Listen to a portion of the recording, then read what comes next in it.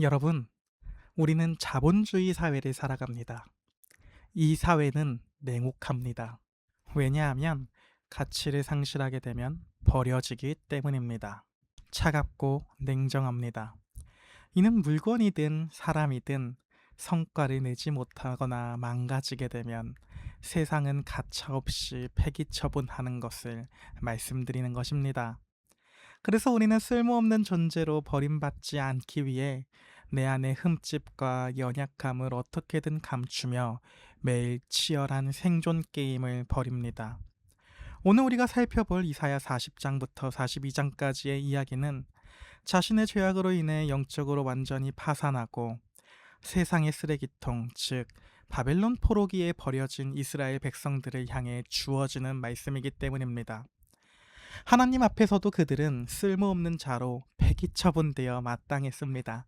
그들은 늘 하나님을 반역했기 때문입니다.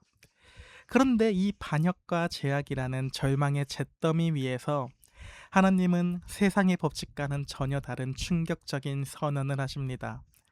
버려진 그들을 향해 위로하라, 내 백성을 위로하라고 말씀하시며 상한 갈대 같은 우리를 다시 살리실 한 완벽한 종을 보내주시겠다고 약속하시는 것입니다. 놀랍게도 신약 성경의 저자들은 이 이사야의 예언을 읽으며 이 약속을 성취하러 오신 분이 바로 예수 그리스도이시라는 것을 정확하게 짚어냅니다. 매일 반역하는 우리를 덮어주시며 우리의 행위가 아닌 하나님의 일방적인 은혜가 쏟아지는 이사야 40장부터 42장까지의 이야기 속으로 함께 들어가 봅시다. 오늘 본문의 40장은 시드는 풀과 영원한 말씀에 대한 대조가 나옵니다. 40장은 바벨론 포로기라고 하는 이 절망 속에 있는 백성들에게 하나님의 위로를 선포하며 시작됩니다. 하나님은 광야에서 여호와의 길을 예비하라는 이 외침을 통해 친히 왕이자 또 목자가 되셔서 자기 백성을 구원하러 오실 것을 약속하십니다. 이때 이사야 선지자는 인간의 실존을 또한 적나라하게 포로하기도 합니다. 모든 육체는 풀이요 풀은 마르고 꽃은 시드나 우리 하나님의 말씀은 영원히 서리라고 우리 삶의 실존이 영원하지 않다라는 걸 폭로하는 것입니다. 즉, 인간이 스스로 쌓아올린 영광과 스펙은 결국 말라비틀어질 풀에 불과하다고 말합니다. 우리의 구원은 유한하고 무능한 인간의 행위, 그 풀 같은 우리의 행위에 우리의 구원이 달려있는 것이 아니라 영원히 변치 않으시는 하나님의 주권적인 말씀에 우리의 구원이 달려있음을 선포하는 것입니다. 이사야 41장에서는 실패한 자를 향한 무조건적인 선택에 대한 이야기가 나옵니다. 41장의 시작은 열방을 향한 하나님의 재판으로 시작됩니다. 하나님은 페르시아 바사의 고레스 왕을 일으켜 역사를 주관하실 것을 말씀하시며 우상들의 철저한 헛됨을 조롱하십니다. 그렇게 열방이 고레스를 두려워 떨며 고레스에게 구원받기 위해 우상을 만들 때에 하나님은 실패하고 버려진 이스라엘을 향해 가슴 벅찬 약속을 주십니다. 하나님이 이스라엘에게 내가 너를 택하고 싫어하여 버리지 아니하였다 하였노라. 두려워하지 말라, 내가 너와 함께함이라. 참으로 나의 의로운 오른손이 너를 붙들리라 라고 말씀해 주시는 것입니다. 이때 하나님의 이스라엘을 향한 이 약속은 이스라엘이 유능해서 이스라엘이 잘해서가 아닙니다. 그들은 여전히 하나님께 범죄함으로 인해 포로로 살고 있는 무능한 자들이었지만 구원은 전적인 하나님의 무조건적인 선택과 결코 포기하지 않으시는 하나님의 맹렬한 사랑의 근거에서 구원이 주어진다는 것을 명확하게 보여줍니다. 이사야 42장에서는 너무나도 위로의 말씀인 상한 갈대를 꺾지 않으시는 종의 이야기가 나옵니다. 죄로 인해 무능해진 이 백성을 누가 구원할 수 있을까요? 이스라엘은 원래 하나님의 종으로 부름받았습니다. 그러나 그들은 성공했을까요? 아니요, 그들은 실패했습니다. 따라서 하나님은 친히 완벽한 한 종을 스스로 세우십니다. 42장 3절을 보십시오.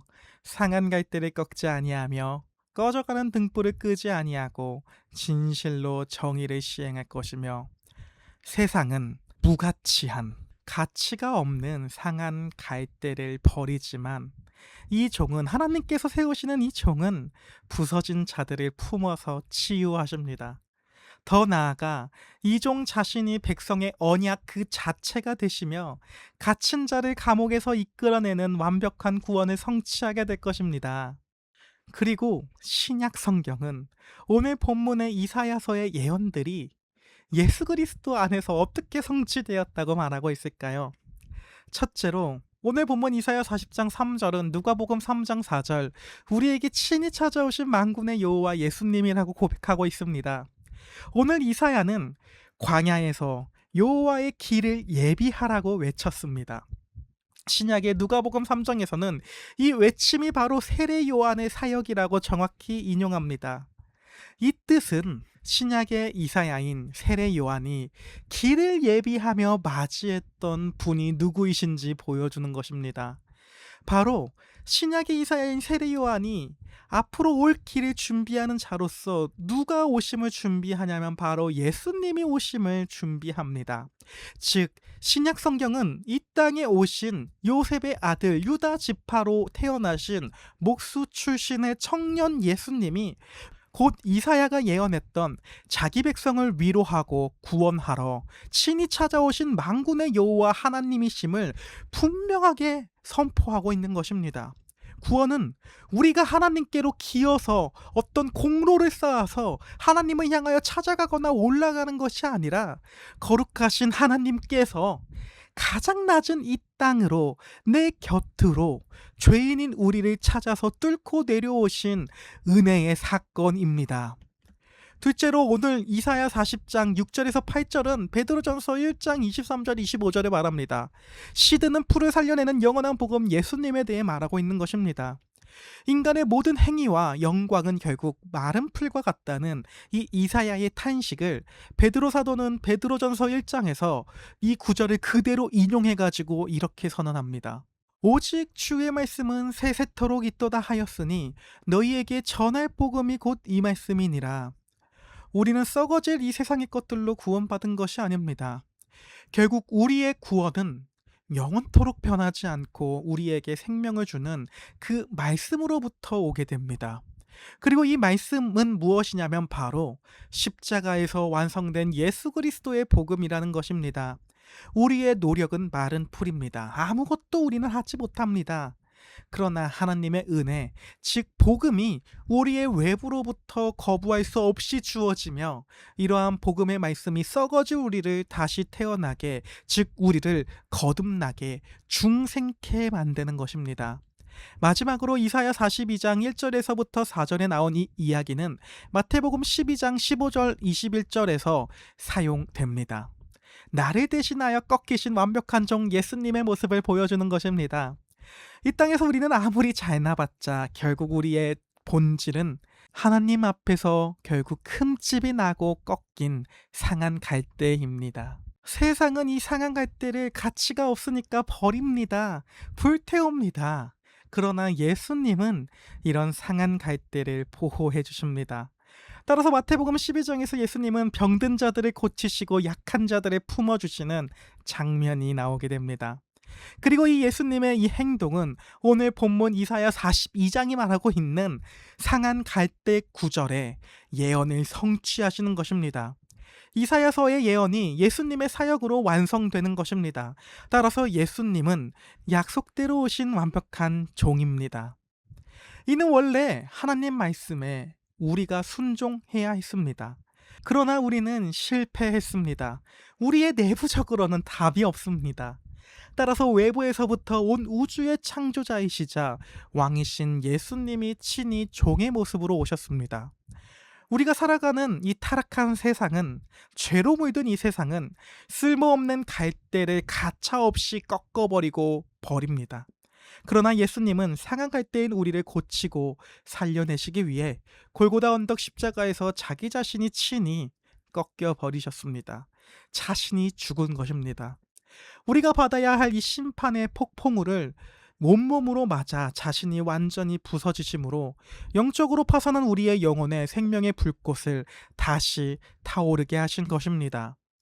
사랑하는 여러분, 이젠 내 힘으로 인생을 포장하고 쓸모있는 존재임을 증명하려 했던 그 피곤하고 무거운 짐을 십자가 앞에 다 내려놓읍시다.